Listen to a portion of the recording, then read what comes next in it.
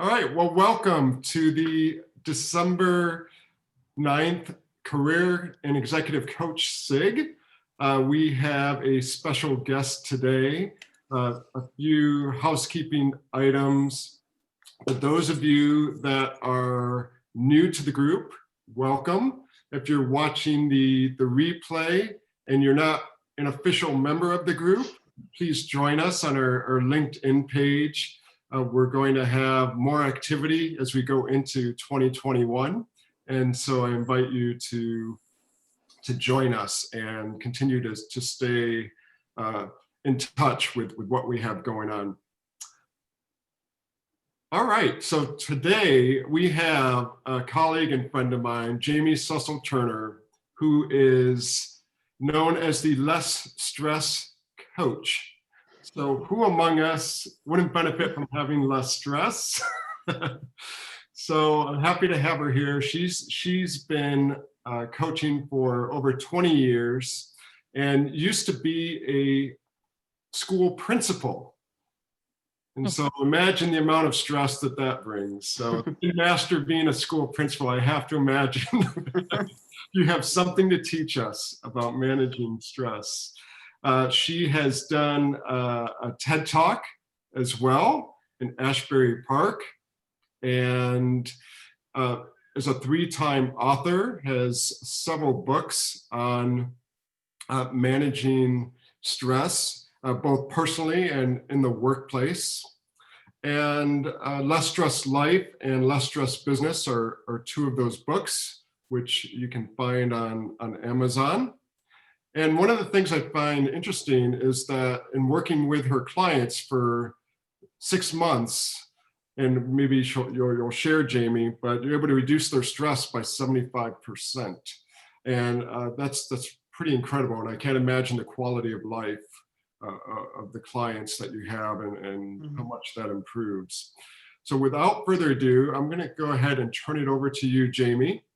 And thanks, Mike. If you have questions or comments, feel free to use the chat, and we'll just kind of answer them along the way and whatnot. So take it away. Thank you for that lovely introduction and for having me today. And I'm really happy to be here with you. And I'm glad we have this small, intimate group today. Other people will hopefully watch the recording, but since it's such an intimate group, I hope you'll feel comfortable chiming in at any point that you want to add something to the conversation. You can put it in the chat box. You can raise your hand to ask a question. You can interrupt me, whatever works for you.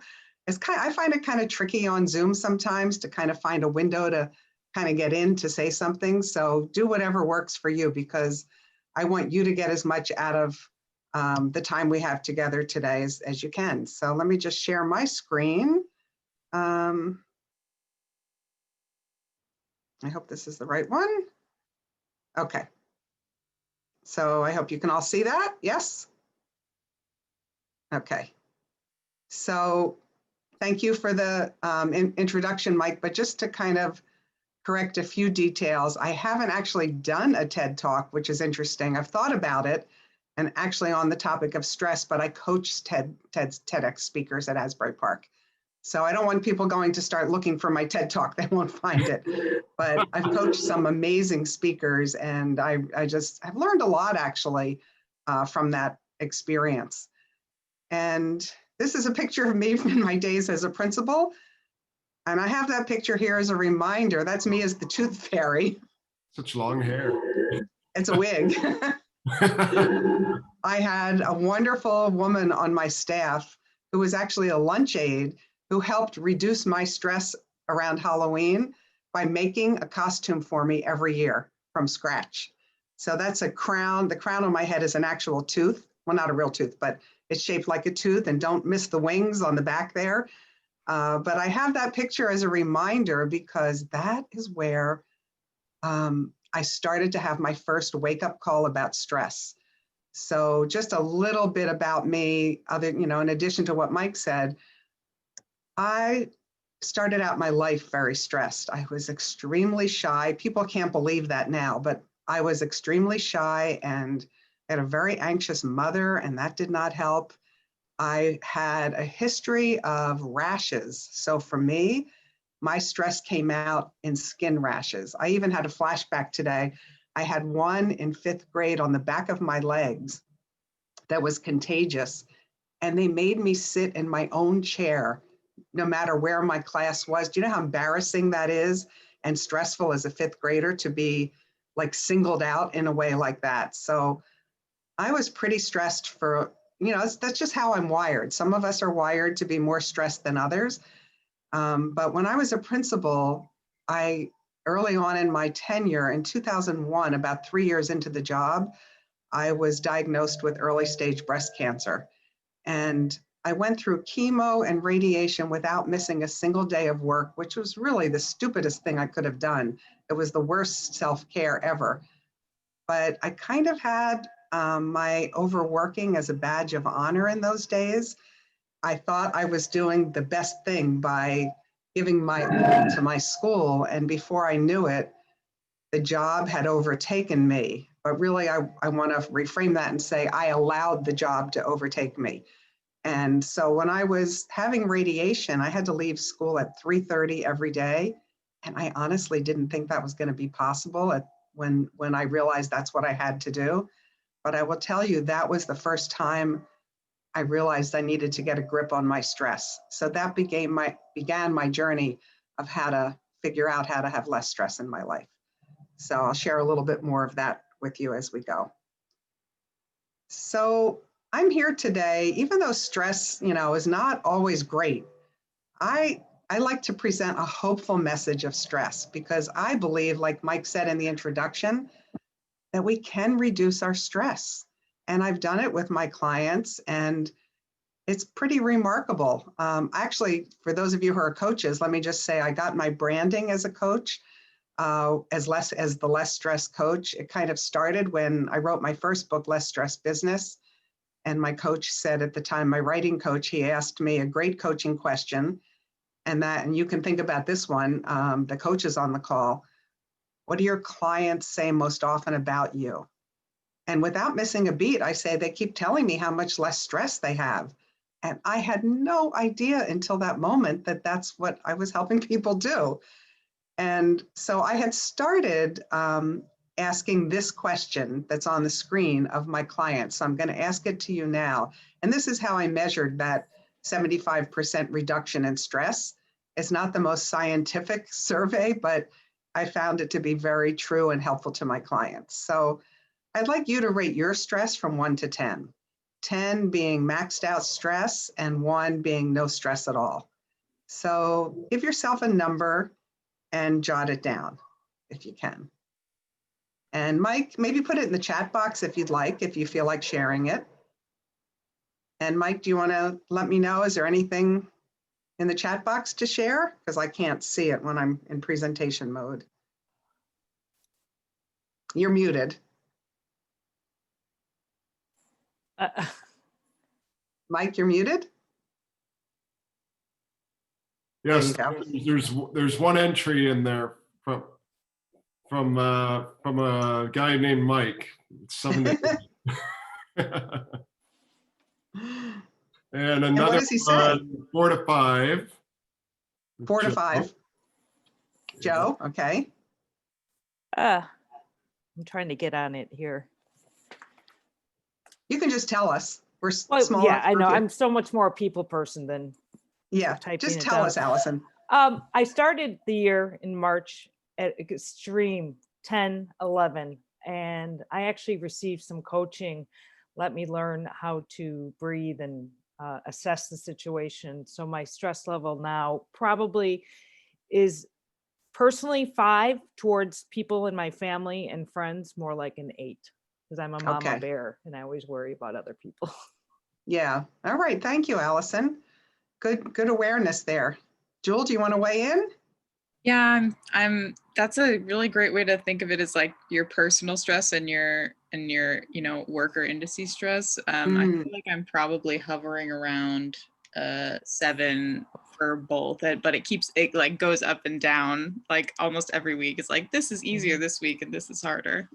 Yeah, so hopefully as we talk, you'll start to get a window into what's going on to make those fluctuations for you. And so what I like to say, whatever your number is, I guarantee you can lower that number when you choose to get better at stress.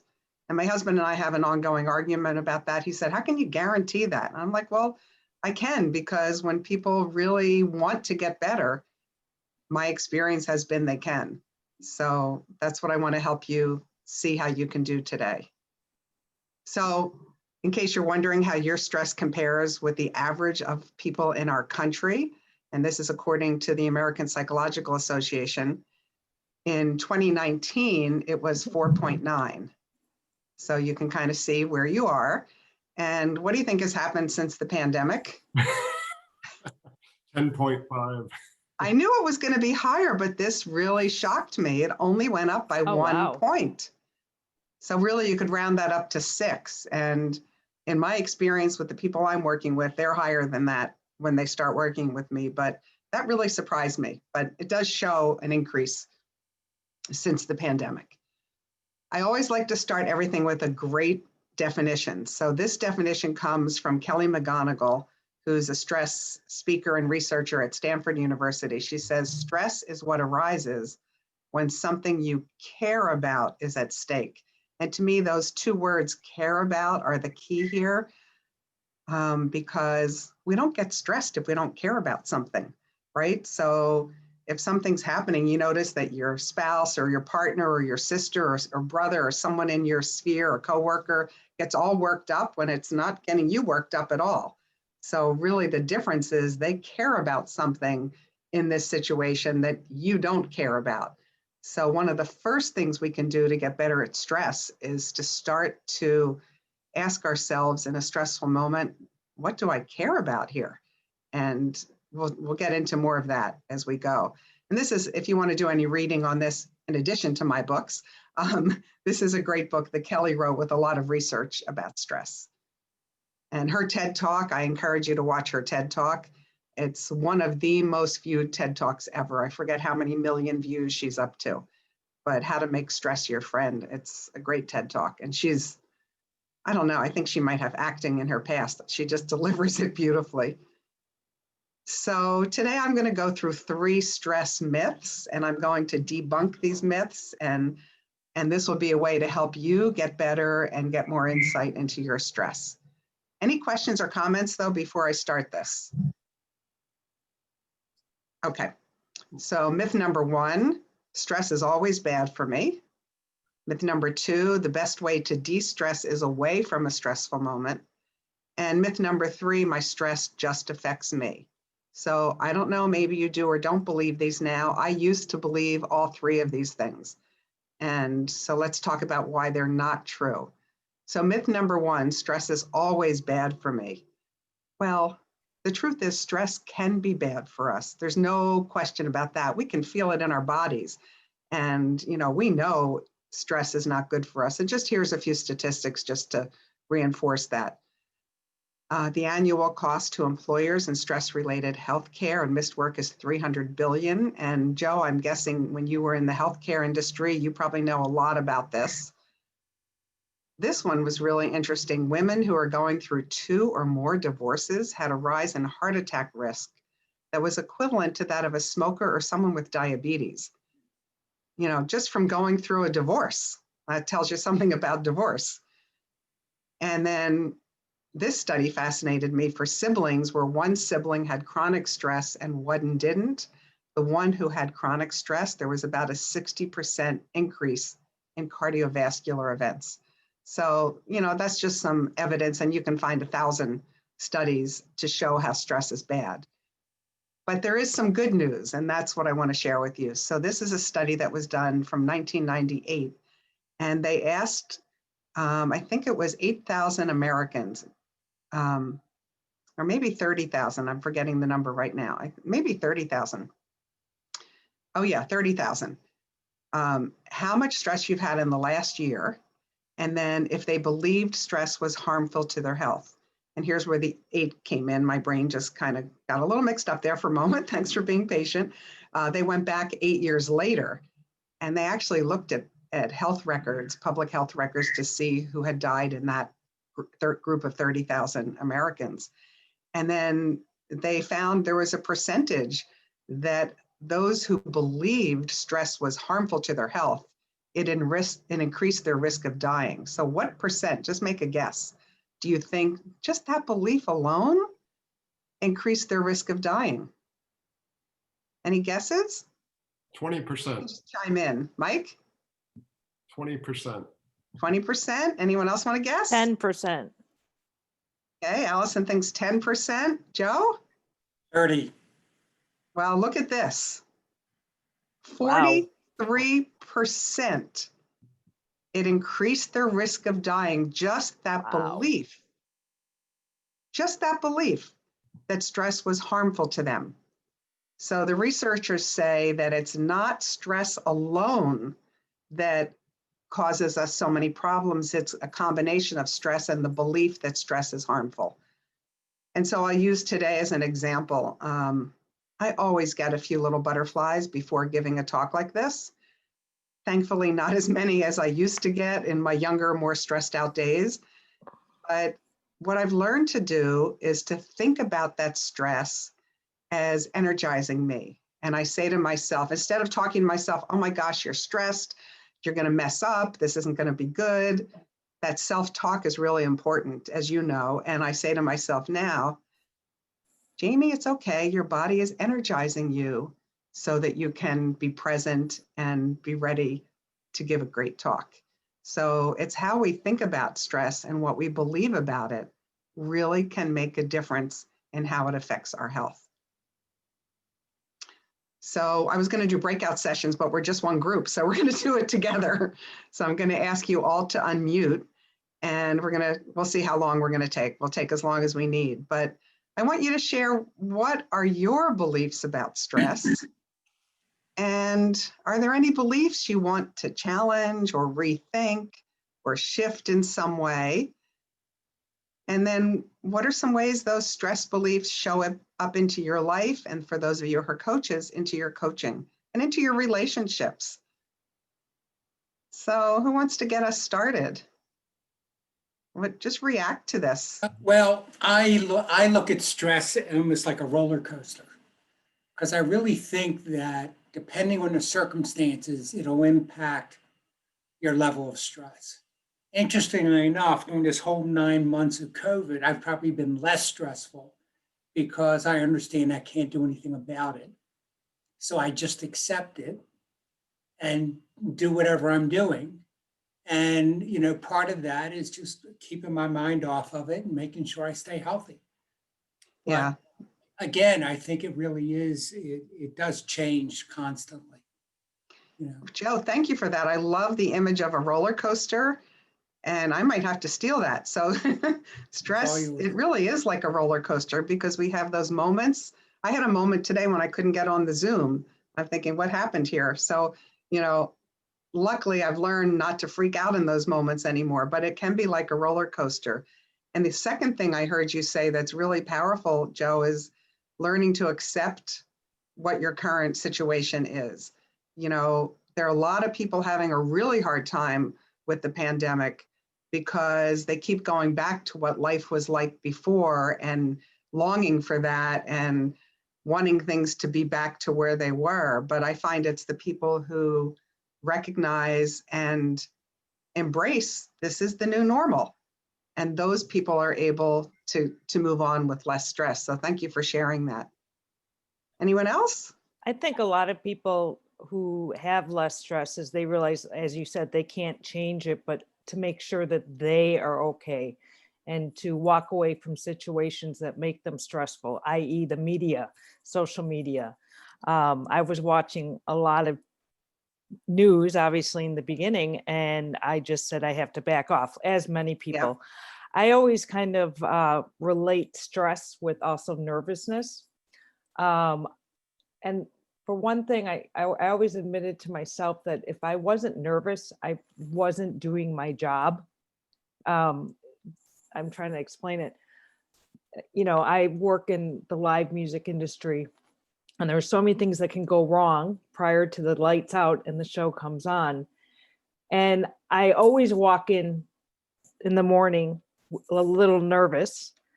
And, you know, everyone says, why do you get nervous? And I said, because I care about, you know, what's going on. And if I didn't get nervous, or if I didn't get a little bit stressed, then I really didn't care what I was doing, or I Yeah. wasn't doing a good job. So a little bit of stress, I think, is really good. It, like you said, Absolutely. it kickstarts you. It makes you move. It makes you make, Mhm. you know, makes you act. So Absolutely, Allison. Well yeah. said. And so there's this curve of stress that eustress, EUSTRESS, is good stress. Mhm. And so if you picture like a bell curve, if you get to the top, there's that tipping point where your stress is no longer serving you. Right. So like using Joe's roller coaster metaphor, it's like going up the roller coaster, you're not too scared. And then you get to the tipping point at the top where you're just like, ah, and you just start to really freak out when you go over the edge. If you've been on a roller coaster lately, or you can remember it, how that felt. Mhm. And so it's really getting in touch with your own signs. And we'll talk more about this as we go, and how they show up for you, so you can know that tipping point and find some strategies to use when you're going over the edge, away from eustress into distress. Right? So if it's working for you and it's energizing you, like I said, way to go, Allison. That's great. Yeah. I would All right. echo- Anything else? Mike? I would echo what Allison and Joe were saying. And I think for me, a certain level of stress helps me focus, right? You know, having a deadline, for example, it kind of focuses me, it helps me reprioritize, right, in order to meet that Absolutely. deadline, whether it's just a deadline I set for myself, or whether it's one that somebody else has given me. And so I think, yeah, I mean, just like, you know, it can be motivating up to a point, but, you know, there's been times too where a deadline is debilitating. Yeah. You know, So if it's it about seems knowing insurmountable, yourself. right? It's like expectancy theory. Like, to what extent do you Mm, believe that you can actually accomplish it within that period of time, versus yeah, maybe you don't believe it's achievable. And I think that's the interplay with stress. right. Yeah. And knowing yourself from past experience, it sounds like, Mike, that you get your best thinking done when you have a deadline. Me, on the other hand, I just get stressed out and it doesn't work for me at all. But so you have to know yourself and know what works for you. So, you know, I've learned time is one of my biggest sources of stress. In my book, I have 10 common stress triggers. And I'll tell you more about my method, but I learned time was actually my biggest source of stress. And I had no idea that was the case. But so you have to know yourself. It's all about knowing what works for you when you're on that roller coaster. So, all right, anything else before we move on? Jewel, did you want to add anything? Something that I was thinking about is with what you're talking about with the idea of eustress, is that I think for me, I associate stress really only with the overwhelm, the step 2. So that's probably something that I believe about stress, which is that it is the overwhelm part. And I don't really connect to when I'm feeling the, you know, more easygoing or helpful stress. Okay, good. So for you to catch yourself when you start to feel overwhelmed. And so stay tuned. I hope we have some ideas for you. All right, let me go back to my PowerPoint.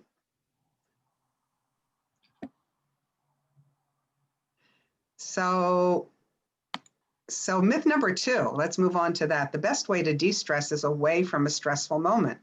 And I'll tell you, I tried that approach for years.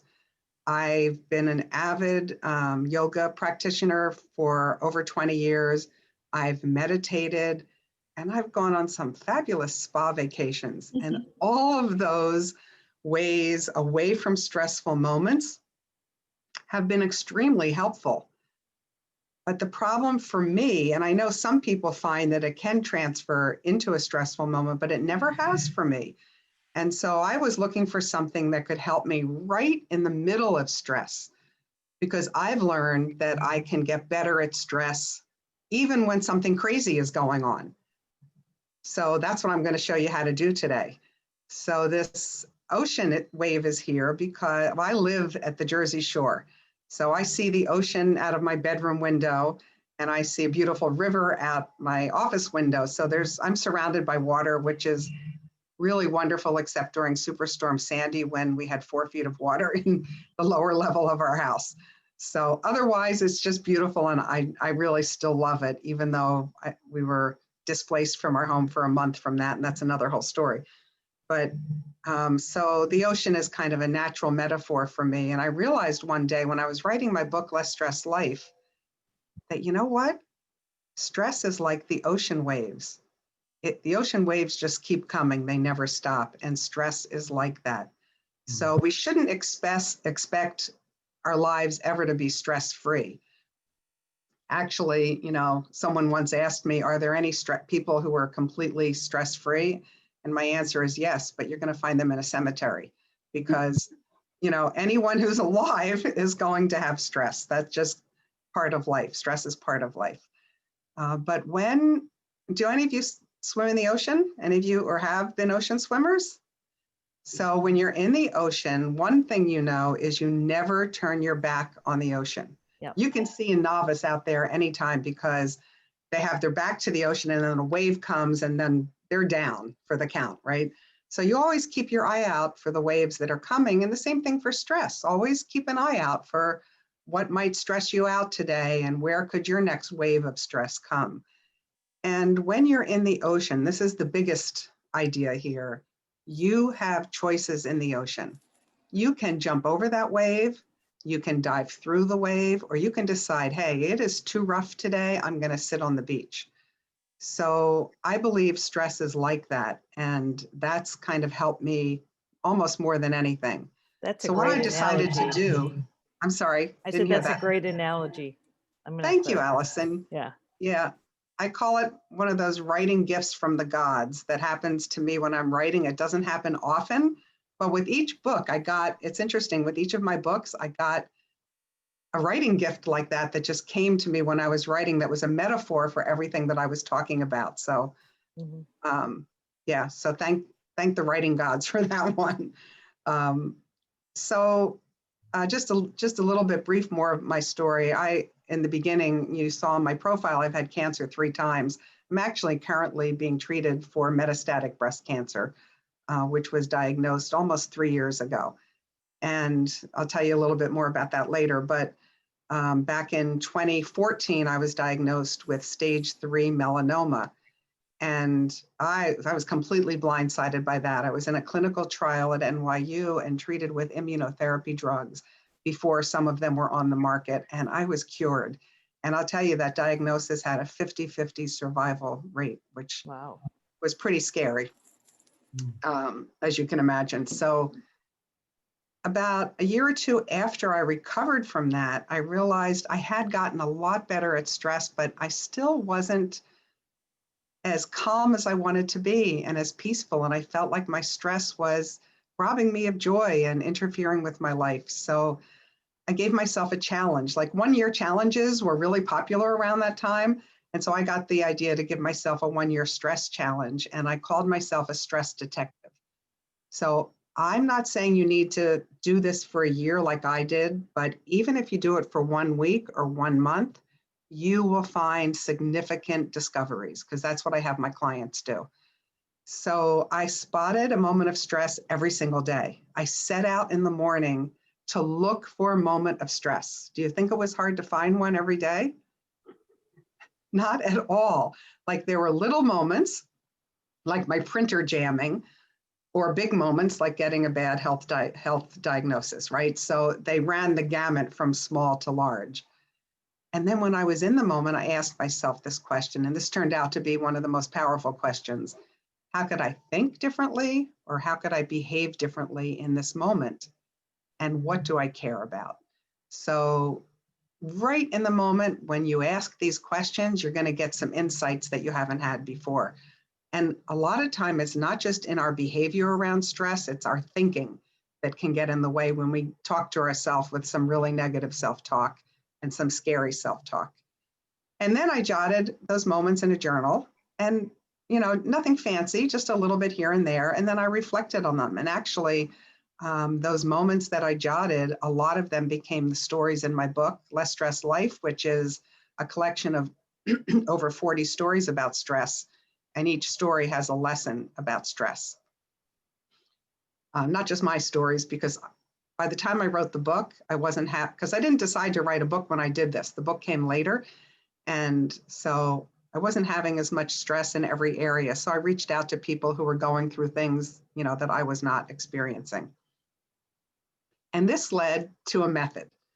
I was working with a writing coach, and she said, I think you have a method here. I said, no, I don't have a method. And she said, no, I think you do. So she really challenged me to come up with a method. So of course it had to have an acronym of SURF. So let me tell you about my method. So it's a 4-step method. The S in SURF stands for spotting your stress. So that is really important, because lots of times we don't even know that we're stressed. So I say really get in touch with what are your signs for stress. Do you hold your breath? Do you get heart palpitations? Do you start sweating? Do you get forgetful? What are your signs for stress? And then, just like the ocean example, unleash your options. Right in the middle of that stressful moment, hit the pause button and say to yourself, you've spotted it, and say, okay, like today, I got a little stressed when I couldn't get on the Zoom link.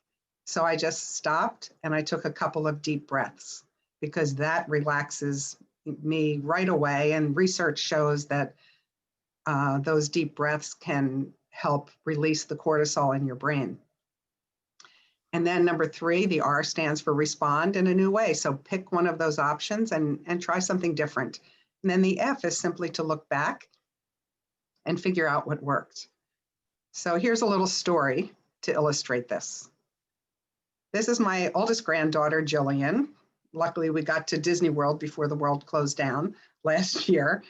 And she's now 11. And we're staying connected via FaceTime because she lives in Toronto, and the border has been closed. I haven't seen her in a year now, which really makes me sad, but we're staying pretty connected. And on a FaceTime call, she said to me one day, she said, Grandma, I'm back at school and everything's going really well, but I got my first history test back and I got a 65. And, I haven't gotten less than an A or a B ever in my life. And I said, so Jillian, what did you do? And she said, well, I went like this, Grandma. Oh no, oh no, oh no. And I said, well, then what? And she said, well, then I realized that maybe there were some other options that I had. And I said, like what? Well, she said, first of all, I realized I could email my teacher and ask for a retest. And option 2 was I could just keep freaking out. And option 3 was to say to myself, Jillian, it's okay. It's just one test. You'll figure out how to do better the next time. And besides, it's not going to go on your college resume. Those were her exact words. And without any direct teaching from me, I don't know how she got this, but she followed my SURF method. She ended up choosing option 3 and calmed herself down. I thought that was quite remarkable. And I realized that any of the things you've mentioned earlier that stress you out, you could replace for her 65. And it would be the same scenario.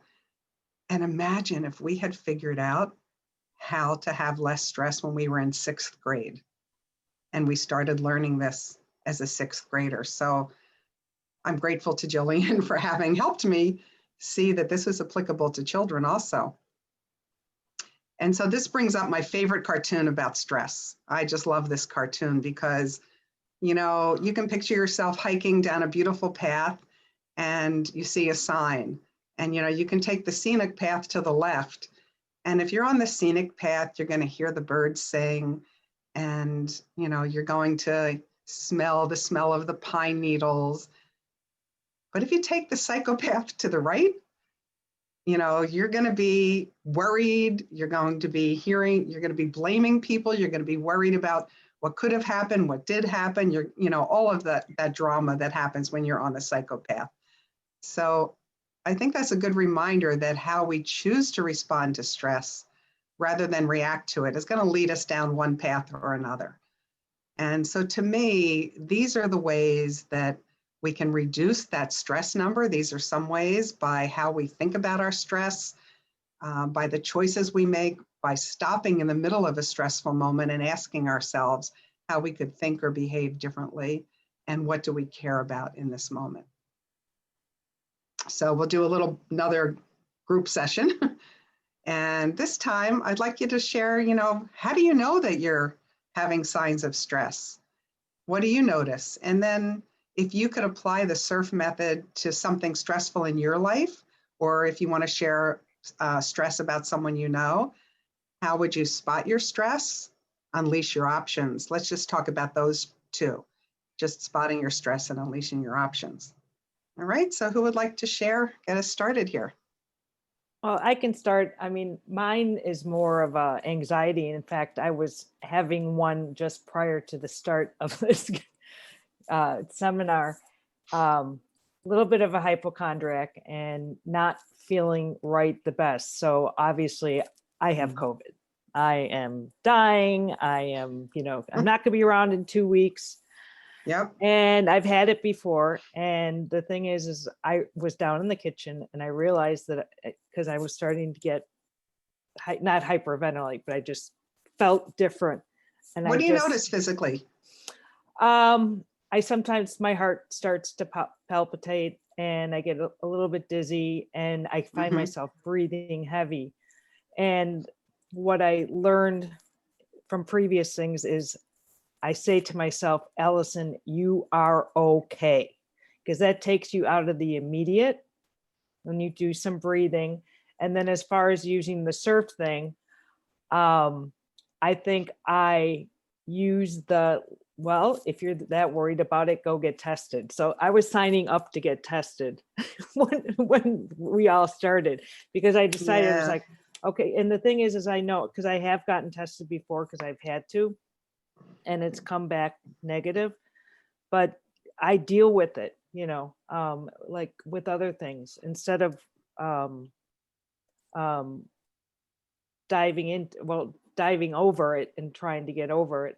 I choose to deal with it. But so that was my little stress moment. And it doesn't happen that often, but the biggest thing I have to say is I say it out loud to myself, Allison, you are okay, because it calms me down. I love it. That's a great example. And I would add the deep breaths, like 3 breaths, 5 seconds, at least 5 seconds inhaling, which is a long time. And then a 5 or 6 second exhale is what the research shows would be really helpful to add to that. And the way you're thinking and talking to yourself, that's beautiful. Great. Thank you for sharing. And obviously what you care about there is your health. Yep. Right. I'm more worried about my family. Yes. And their health. Yeah. Yeah. So, I've had certainly a number of health things. So I get a little twinge and I'm like, oh no, what does that mean? Or I have a scan and I'm like thinking about that. But I'll tell you, I've gotten so good at staying calm in the face of all those things. I have had a lot of practice, so that I think that helps too. But I'm glad you're managing to catch it. That's one thing I get from your stories. You notice it when it's happening. So good for you. Thank you. Anybody else?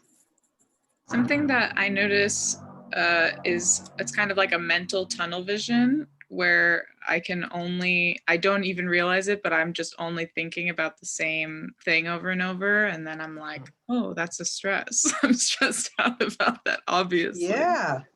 That's when something keeps popping into your brain. That's a great sign of stress. Yeah. I don't know if it shows up to you in conversations. For me, it shows up when I need to have a difficult conversation with someone. I'll be taking a shower and I'll think about it. I'll be going for my walk and I'll think about it. And I'm like, okay, I need to talk to that person. It just keeps surfacing in my brain. Exactly. Yeah. Yeah. All right. I'm going to move on, but feel free to jump in at any time. So myth number 3, my stress just affects me. And that is so far from the truth. And you probably have experienced that. Stress is like secondhand smoke.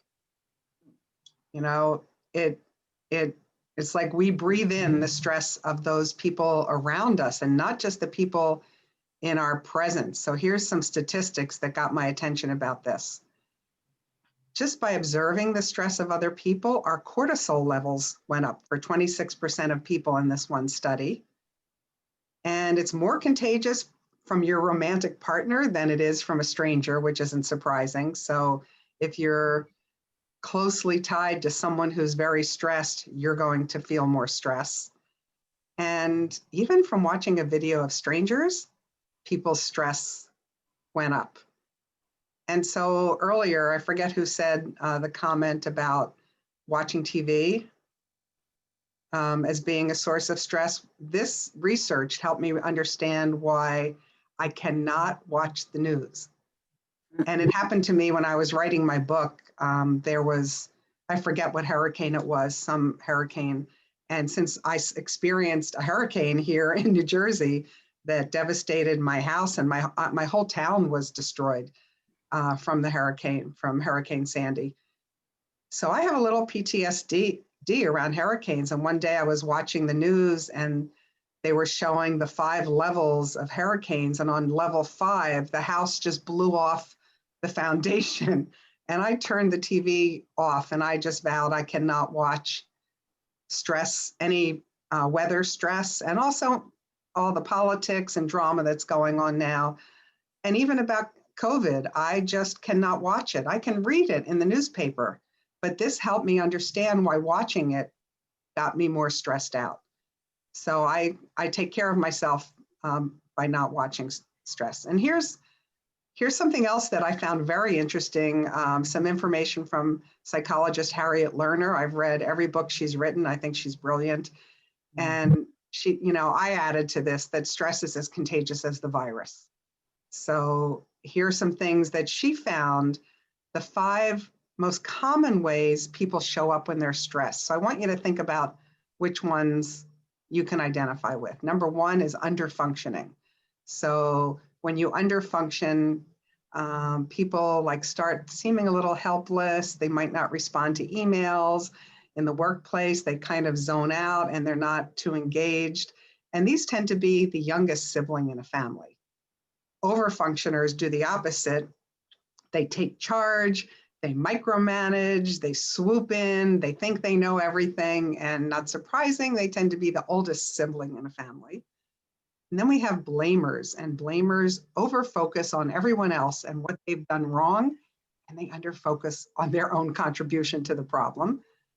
And distancers kind of want to get in their bed and pull up their comforter and hide from the world. And sometimes it's true, we need to have some distance to help us calm down, but the distancers let it go on way too long. And people start to wonder what's happened to them. And then the last way is by gossiping. And the more stressed an organization or a family system is, the higher level of gossip you'll see. So how do you show up when you're stressed? Which of these can you identify with? Or maybe you want to talk about someone in your life, your workplace, or your personal life, who you're like, oh, I'll jump that's in. what's going on. I looked at the word distancing, and I do deal with stress. When I have it, I jump into books and read. And to me, that removes me from the world and all the garbage that's going on. And Right. I read, at least 2 books a week. And Yeah. and it keeps me from, worrying about what else is going on around here. Yeah. So that's great, Joe. You've learned something that works for you. And as long as that's not interfering with other aspects of your life, which it sounds like it's not, that's a great coping strategy for stress. And I do the same. I find right now novels and some great Netflix shows have been very helpful. Oh, yeah. Yeah. We're lucky that there's so much out there right now.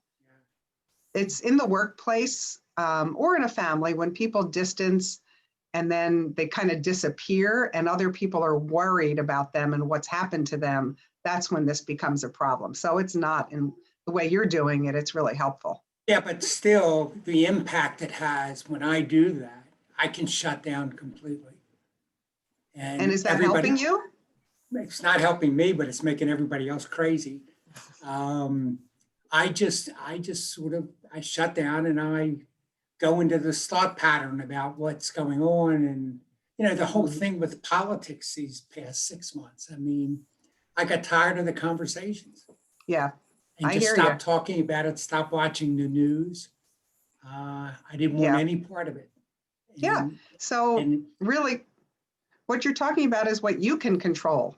yeah. So whenever we focus on what we can control in a stressful moment, that's going to help us to learn how to manage our stress. Yeah, go But it ahead. does have an impact on others, I believe.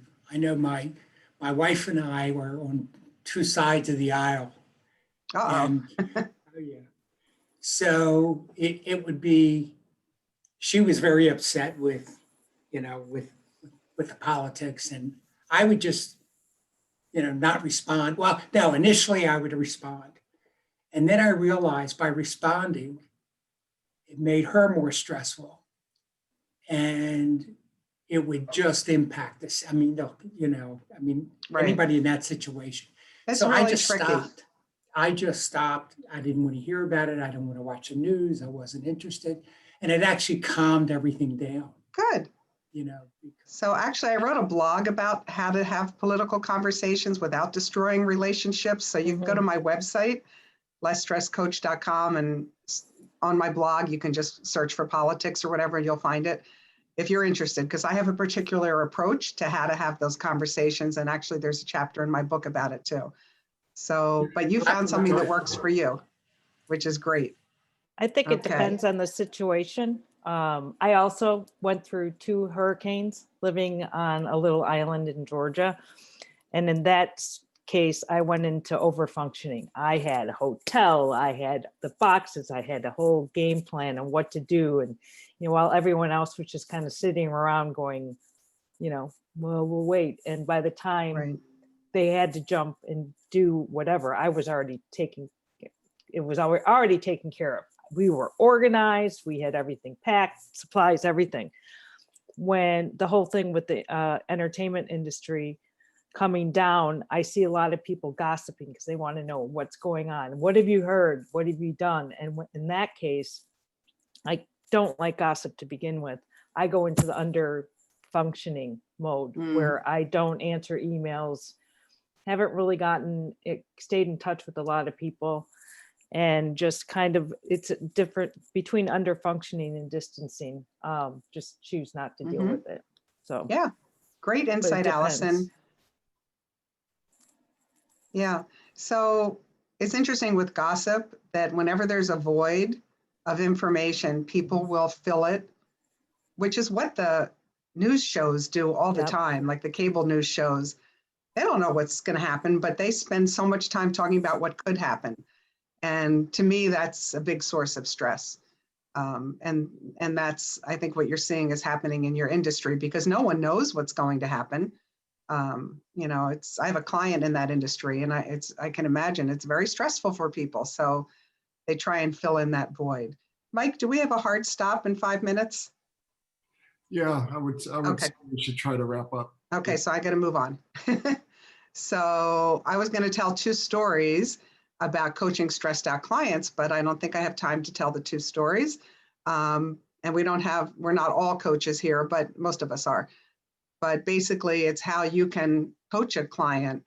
I'll tell you the very shortest version. The first one is a teacher who's stressed. And I asked her for a metaphor about stress, and she said she felt like she was in a baby in a ball pit. And by asking her that question and using metaphor, I was able to help her have new insights. And the second one was an executive that I coach who was stressed by the CFO, who copied an email to her. She copied a lot of other people. And when we dug in, she learned she was stressed about her reputation. So helping people find out what they care about and using some of those approaches can really help when you're coaching someone who's stressed. So we're going to skip this. So just to wrap it up, I'd like to say getting a grip on stress is not a frivolous endeavor. So as I mentioned earlier, I got a diagnosis almost 3 years ago now of metastatic breast cancer that has spread to, means that my early breast cancer has spread to my bones, which, boy, I did not see that coming. And when I got that diagnosis, my son and his wife were expecting their first child. Even though I had other grandchildren, it's, each one is so precious. And all I could think about in the beginning was, I will not get to know this child. And I'll tell you, it was so very upsetting. Of everything that I was dealing with, that was probably the most upsetting to me. And I've come to realize, and let me just say that the best news is that this cutie pie, he just turned 2 in September. This is a picture from last Thanksgiving. And, I feel more grateful than anything that I have gotten to know him, and more grateful that I have gotten a grip on my stress, because it's enabled me to have so much more joy in my life and more space for better relationships and more happiness. So a stress-free life is not an option. But what is optional is how you each choose to respond to stress. And so I suggest that you begin by getting in the habit of, right in the middle of a stressful moment, hitting the pause button, and then asking yourself how you could think or act in a new way, something that you haven't tried before. And that will keep you on the scenic path and away from the psychopath. And just to say, with the holidays coming up, for the stressed out people in your life, I have 2 great books to recommend to you. Less Stress Life for the people who have stress personally, and Less Stress Business for the people who have stress in the workplace. It's really a leadership and communication book about stress. And both of them are award-winning books, and I feel really proud of them. So you can easily find them on Amazon or Barnes & Noble. And there's a lot of free information on my website and my blog, and you can get a lot there as well. So it was great to be with you. Thank you, Mike, for welcoming me and having me here today with your group. Thank you, Jamie. Thank you so much, Jamie. Thanks. That was great. I picked up some things and it's got me thinking. And I recommend for those of you support our speakers, and I think her books would be worthwhile checking out. And for our clients, I don't know about you, but I'd say 80% of the clients I'm working with right now, we were talking about stress in some way that they're experiencing and how to manage that. So great tools to add to our respective toolkits as coaches. And so with that, stay tuned for future sessions. I'll be reaching out via our LinkedIn page so that we can look at how we can shape this moving into 2021. And I would really love to have the community pitch in terms of ideas and recommendations and all of that, so I can make it what's going to be valuable to all of our members. So with that, Jamie, thank you once again. Thank you, Mike. Great to be here. Thank you. Have a great week. Thank you for joining us today. And enjoy the holiday. Enjoy some stress-less holidays. There you go. All right. Bye. All right, Thank thanks, you, everyone. everyone. Great to Bye. see you and get to meet you Thank today. you. Have a good holiday, everyone. Thanks, Bye. you too. Bye-bye.